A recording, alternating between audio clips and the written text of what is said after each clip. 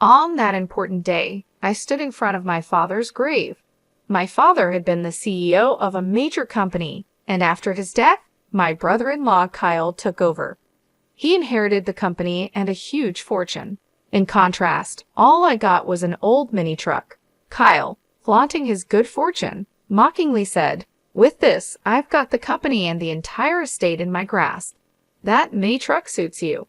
But to me, that mini truck was more than just a vehicle. I looked at it fondly, and when I started the engine, I noticed a destination already set on the navigation system. "What's this?" I wondered. With a firm yet gentle grip, I began to drive. My name is Jack Nicholson. I am a 44-year-old tutor. Now, I am standing before a large coffin where my father rests peacefully. My relationship with my father had always been very complicated. He built a construction company from scratch, but I chose a different path. I left home to become a teacher right after university, fulfilling a childhood dream. This decision led to many heated arguments, and for a long time, we barely spoke. But despite our disagreements, I never hated my father. I had my own dreams to follow, and I couldn't give them up to run the family business. Even though I felt a strong duty as the eldest son, guilt weighed on me for not meeting my father's expectations. This guilt kept me from visiting my parents' home. My mother relied on my sister, Lauren, to update my father about my life. Lauren and her husband would often send expensive gifts or arrange trips for my father's birthday or their anniversary, pretending they were from me. Each time, Lauren would encourage me, saying, "I wish you and Dad could talk directly. He's just trying to be strong. Deep down, he must be feeling lonely." I often thought about Lauren's words and would just shake my head. But one day, I got the sad news that my father had cancer. When I heard this, I quickly quit my job and went back to where my family lived. I realized that what really mattered was life itself, and the past arguments with my father seemed so small. I decided to move back to my hometown, teach at a local school, and take care of my sick father.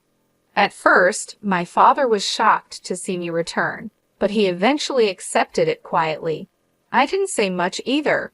I just stayed by his side and took care of him, helping him whenever he needed it. He would thank me softly, and those words brought me some peace. Sadly, my father's fight with his illness ended. The last chapter of his life closed quietly with me, Lauren, and our mother by his side. We couldn't know what he was thinking in his last moments, but we hoped his soul was at peace. Even though we expected it, losing him deeply affected us all. My mother, Lauren, and even my young nephew, Peter, were all very sad and cried.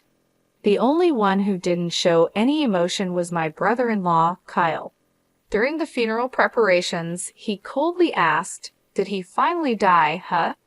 Hearing that, I was proud of myself for staying calm and not reacting angrily to Kyle. Instead, I focused on planning my father's funeral. This kept me busy and helped distract me from the pain. I ignored Kyle's harsh words and made sure everything for the funeral was done right. Kyle and I had never gotten along well, and our relationship only got worse over time. But despite everything, I kept my focus during this tough time. I first met Kyle when he was a skilled worker at my father's company, and I really respected his skills. It felt like I had gained a real brother when Kyle married my sister, Lauren. He was 5 years older than me and seemed like a role model. Before they got married, I often asked him for advice on various problems, and he always listened with understanding.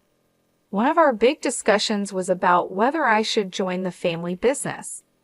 Kyle would say, "Sean should live his own life, and Jack, you have your own path.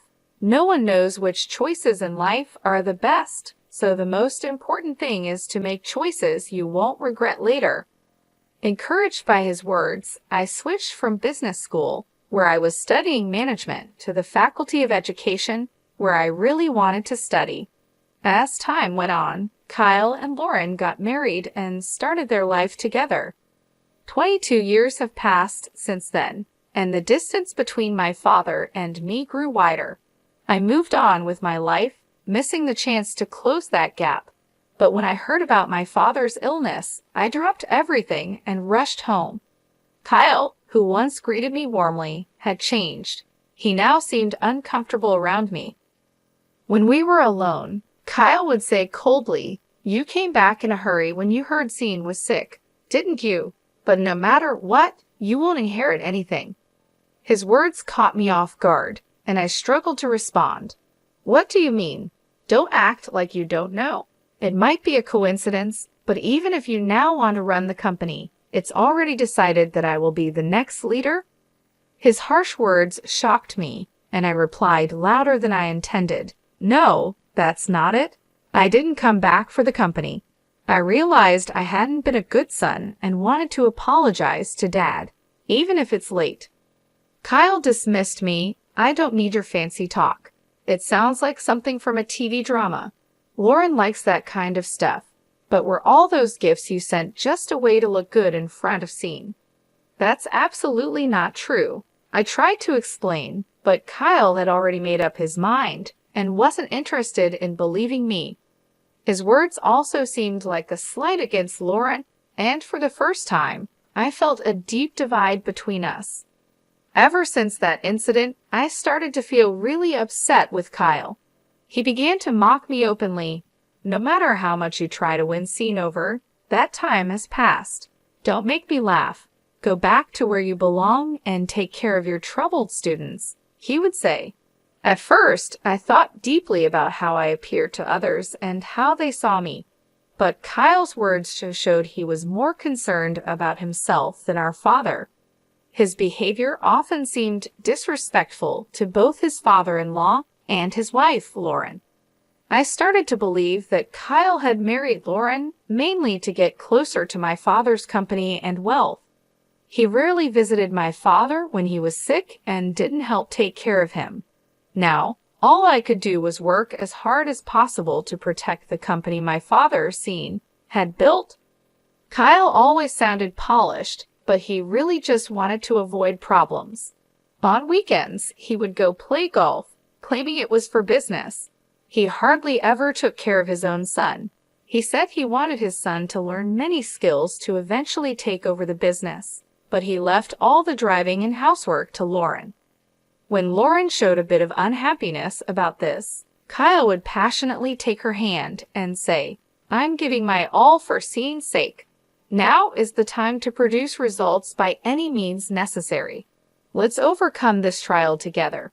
Lauren found it hard to stand up to him and usually just nodded, even though she seemed reluctant. Kyle was good at acting like the perfect husband in front of Lauren, so it's no surprise she believed him. He showed his true self to me, probably because he thought I was like him. I eventually got used to Kyle's mocking, and it didn't bother me as much. However, when our beloved father passed away, I was heartbroken. I felt a deep sadness and emptiness. Although Kyle seemed upset about our father's worsening health, I couldn't shake the feeling that he had been waiting for this moment. This thought made me very sad and angry. After our father died, Kyle inherited most of our father's large fortune. Even though he was just a son-in-law, he had the same rights to the inheritance as Lauren and me, according to my father's will. He got most of the shares of the company and a lot of wealth. This unexpected turn of events left me speechless, even though I was my father's biological child. I had thought the inheritance would be split fairly among the three of us, but instead, Kyle got almost everything. All I received was an old mini truck that my father once loved. In public, Kyle seemed surprised, but alone with me, he laughed and said, "You came all the way from the city to this small town, took care of Sean day and night, and all you got is this little truck, huh? What an ironic end. Now the company is mine, and you're left with just this mini truck as your inheritance. It's like a comedy." As he left the room with a smirk, I felt empty inside. Holding the mini truck keys tightly, the cold metal made me face the harsh reality. But my family tried to cheer me up. "Keep your head up. Sean had his reasons. He didn't mean to upset you. That truck was something Dad always loved. It was his favorite vehicle. He surely cared about you." Despite their kind words, I was too hurt to respond.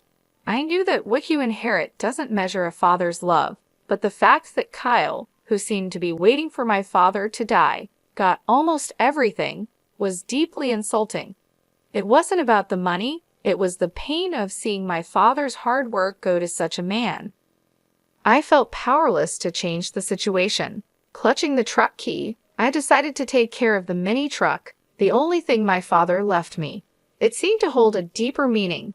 I hoped that cleaning the truck might help me sort out my feelings. I carefully washed the truck with a hose and then sat in the driver's seat, where my father used to sit. Starting the engine, I noticed something unusual on the navigation system.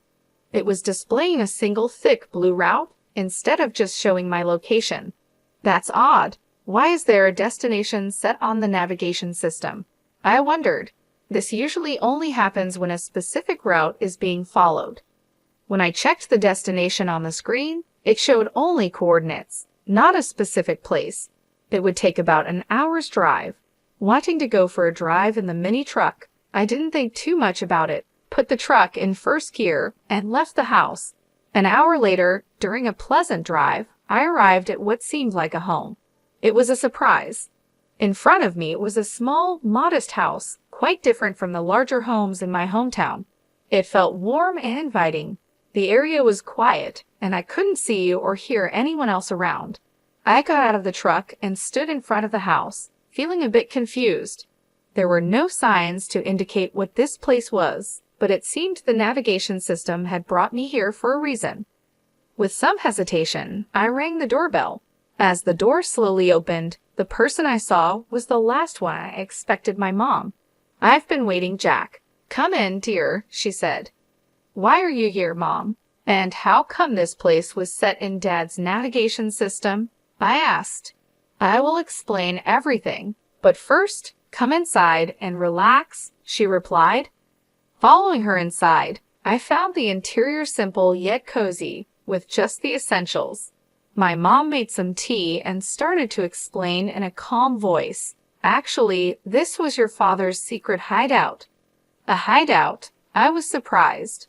I've never heard about Dad having a place like this. She explained, "This place is our secret spot. We came here when we needed our own space or when we wanted some peace and quiet. If we ever had a small argument, our rule was to come here to cool off. You didn't know about it, did you?" I was stunned and deep in thought. I had no idea such a family rule existed. She continued, "And this is something your father wanted you to have." Saying this, she handed me a brown envelope. It was slightly bulging, as if something important was packed inside. I decided to read the letter addressed to me. "Jack, I have caused you a lot of trouble and made you endure unbearable hardships over the years. I am truly sorry from the bottom of my heart." The letter was filled with my father's reflections on his past mistakes and his deep gratitude towards me. He wrote, "Your mother often tells me that it was your choice to leave home, and a son has the right to choose his own path in life. We are both stubborn, but when you came back after I fell ill, it was a wonderful surprise for me, although I couldn't express it well, because I'm not good at showing my feelings. I am deeply grateful to you for supporting and taking care of the family." This was the first time I heard such heartfelt words from my father, and it made me very emotional. The letter also mentioned Kyle. To tell the truth, my distrust towards Kyle grew over time. He's good with words and makes people feel comfortable, but I could see his true nature. I suspected his sneaky behavior around the house was his way of trying to claim ownership. I was too tired from work and taking care of you all to notice his cunning actions. But now, knowing Kyle as I do, I believe these suspicions were correct. The letter continued, "I have no intention of giving the company to you, but if something unexpected happens, I have left a significant amount of money with your mother. This is to ensure that you and Lauren will not be in need. Please accept it." After finishing the letter, I looked up at my mother. She said nothing but looked at the brown envelope. I hesitantly reached for it and checked its contents, confirming everything was in my mother's name. She began to speak firmly, If I transfer the accounts to you and Lauren's names, it would be considered a gift under tax laws. If it's mentioned in the will, Kyle might try to take it. Your father gave this money to me secretly while he was still alive to avoid Kyle's interference. Now, I want to give it to you and Lauren as a living gift." She explained this to me, but I was still trying to understand the full impact. The amount written in the account book she showed me was huge, unlike anything I could have imagined.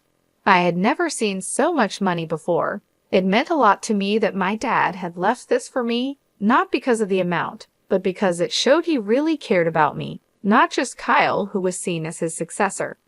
This touched me deeply. We didn't often share deep emotional words, but I knew he always cared deeply for us. "I want everything I entrusted to your mother to be passed on to you as a thank you for all the gifts you've given me, and for that, I am truly grateful," he wrote. Before I knew it, tears were streaming down my face. I couldn't hold back my emotions. For a long time, I felt that my father never really understood me, but I was completely wrong. He always understood and valued me. That's probably why he trusted me with that old mini truck, knowing I would value it and use it well. "Mom, I really wish I could have done more for Dad," I said, feeling deep regret. But my mother comforted me with a gentle smile. She seemed to understand the regret I felt, saying, "It's natural to think you could have done more when mourning a parent. But you brought your father great joy and gave him so much love. You were his greatest pride." Hearing her words made me cry again. They also inspired me to make a firm decision. I wouldn't let the company my father built fall into the hands of someone like Kyle, who had wished for his death. I decided to quietly resist and make a careful plan without letting Kyle know I had acquired a significant fortune.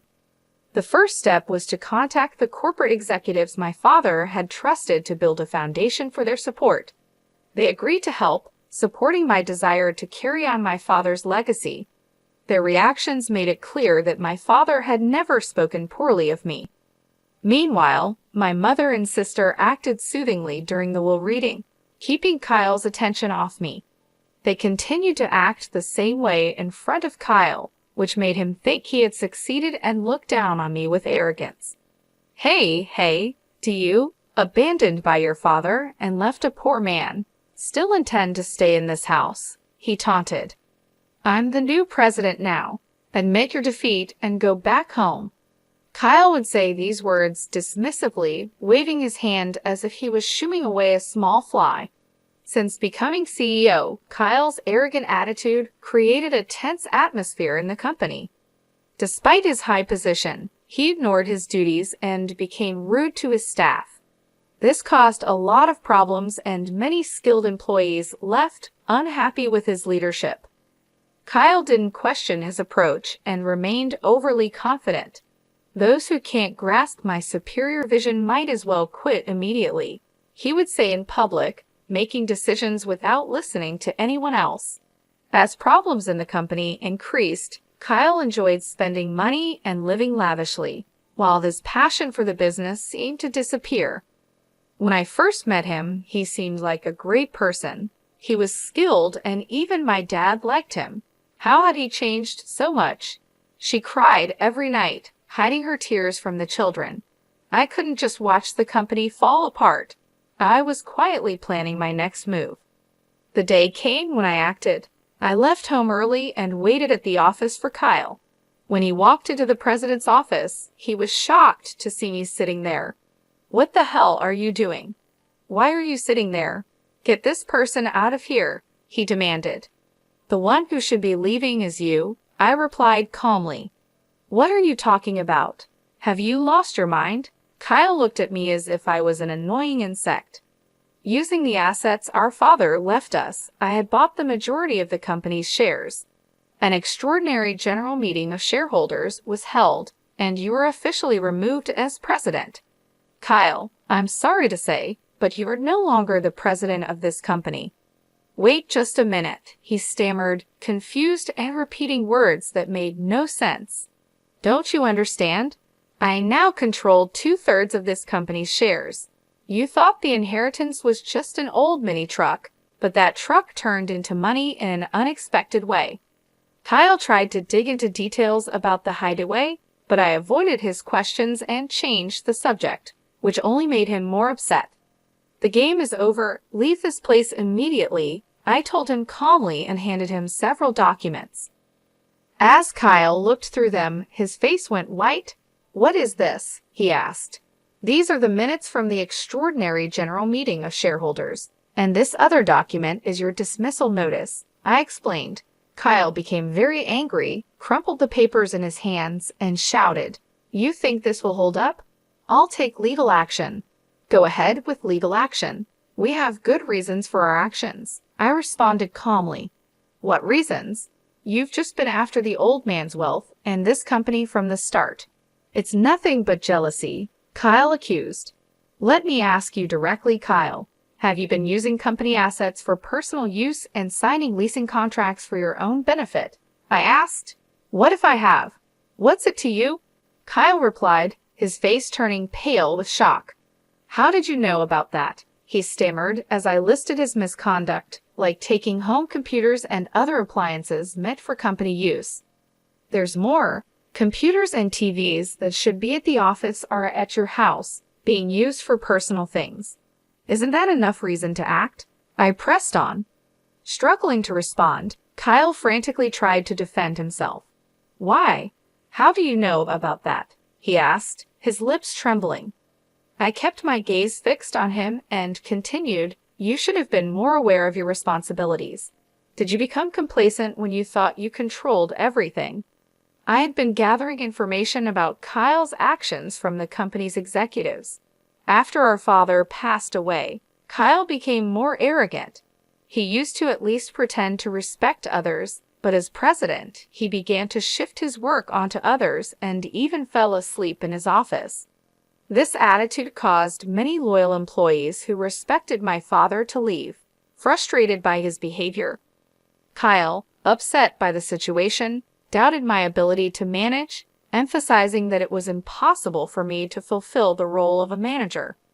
I had never worked a day in this company. Think about it. How can someone with no experience in running a company become president? It's impossible to trust management to someone like you, Kyle argued. You're absolutely right, I agreed. I have no intention of becoming the president of this company. My sitting in this chair is just a symbolic message to you. In fact, a new president has already been elected by a different board of directors and is already carrying out their duties. Kyle was stunned. He stood there with his mouth open and his eyes wide, shocked by the turn of events. He had been sure that I was after the presidency and had schemed to replace him. As I've said many times, I'm not after the president's position. My only goal is to honor my father and protect the company he spent his life building, I explained. Who would believe such fancy talk? Kyle retorted.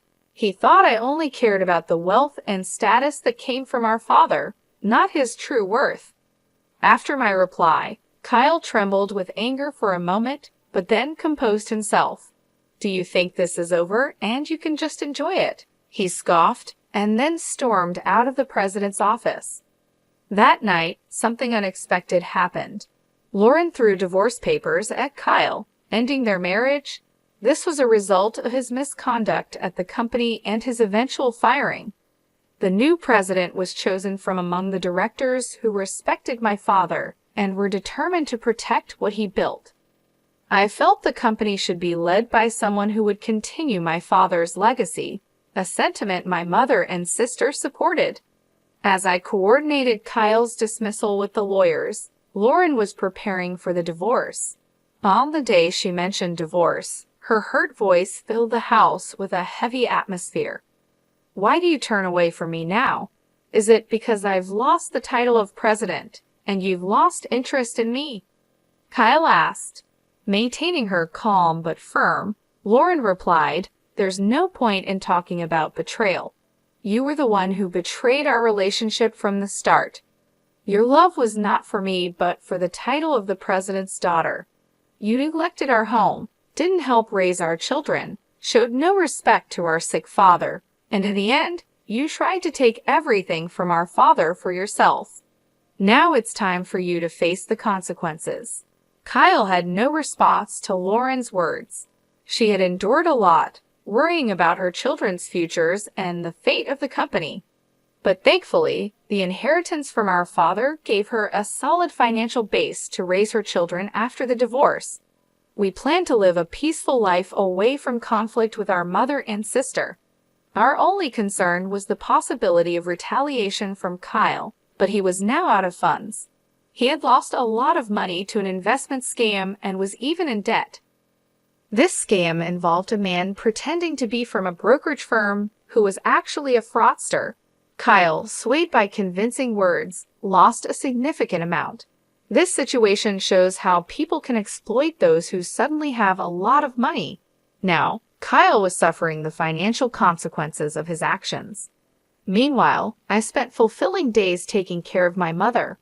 I enjoyed a peaceful, comfortable life, continuing my work at the tutoring school. My mother and I also took great joy in caring for my nephew Peter, who was very fond of us. His presence added happiness to our daily lives. When I grow up, I'm going to be a president like Grandpa, Peter declared, his words filled with the innocence of childhood dreams. This brought smiles to our faces and even made my mother tear up with emotion. Lauren and I exchanged knowing looks, our smiles reflecting warmth and understanding. You might say that now, but I wouldn't be surprised if you want to become a teacher when you're in college. I teased him gently, reflecting on similar past statements which made everyone laugh.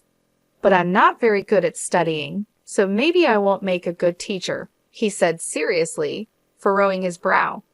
His earnestness made this even more endearing and prompted more laughter, this time filled with affection. In that moment, filled with an overwhelming sense of happiness, we realized we were truly living in the present, enjoying our family unity and ready to face whatever the future might bring.